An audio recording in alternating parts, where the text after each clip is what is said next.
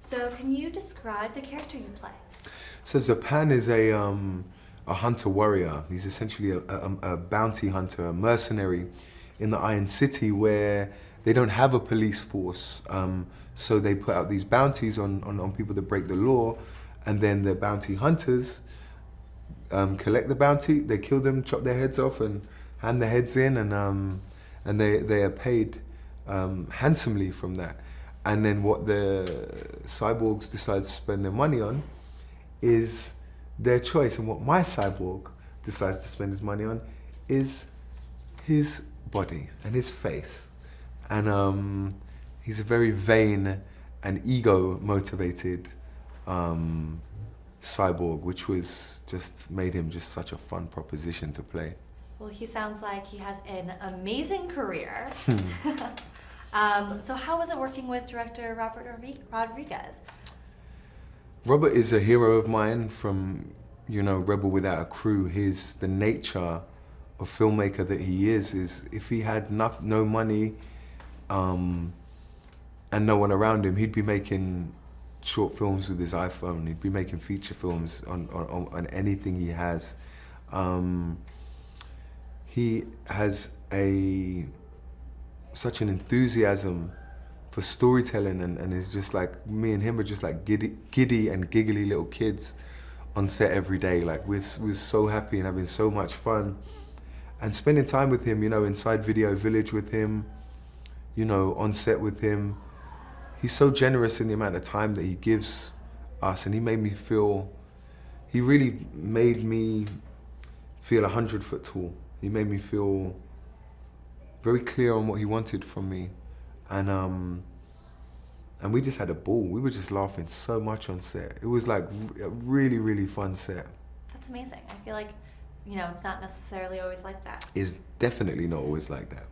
So what would you say then your biggest challenge was on the film? I mean, did you know what your character was going to look like beforehand? I don't think there was a big challenge. I didn't feel any challenges on this, or rather any big challenges, I'd seen the concept art for my character, but at the same time, I can't be preoccupied with what my character's gonna look like. Again, it's about the internal and making sure that my character, is emoting the right things. And then from there, it's up to Weta, and I'll leave it up to the engineers in New Zealand to spend their 2 years painting and rendering the bodies and stuff. That's up to them to make that look beautiful. So for me, I just did my job and just tried to convey the honest human emotion and leave it up to everyone else. Well, through the motion captures too, I thought your character just beamed, it just really shined in the film. Thank you. So currently you are sitting in Passport to Iron City, and what it is, it's a replica of the set, of the Iron City set.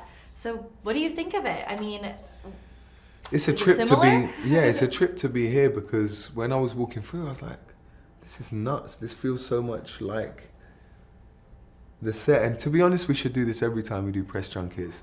Usually you're just in a kind of stale hotel room, and then it's unfair to call it stale. Sterile is probably the more accurate word and nicer word.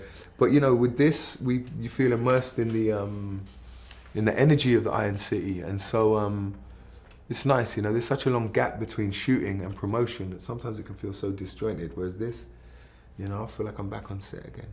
Yeah, I couldn't agree. All I need is my Damascus blade, yeah, a metal 6-pack, and and Robert telling you what to do. And Robert telling me what to do. If only Robert was here telling me what to do for my press. Well, he's next door, so we can grab him. He could pop in between each one and say, okay, try this. Yeah. Well, speaking of Iron City, what was your favorite part of it? Did you go down to Troublemaker? Yeah. I mean, that was also amazing to spend time at the legendary Troublemaker studios. I'd say the Kansas Spa was like my favorite part of it. That was a important place for my character, and we spent a lot of time in there, with the dialogue stuff and the action stuff that happened in there.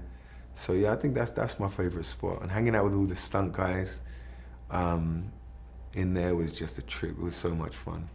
I believe it. Well, thank you so much for your time. Thank you. Hey there, here's today's Daily Fact. Now, Edward Norton actually punches Jared Leto in the Fight Club. While most of the fighting in the Fight Club were rehearsed, Edward Norton actually managed to punch Jared Leto in the face during one of the movie's fight scenes. Ed Norton swung a little too wide and knocked me in the chin, admitted Leto. Click here below to subscribe, or over here for more great content.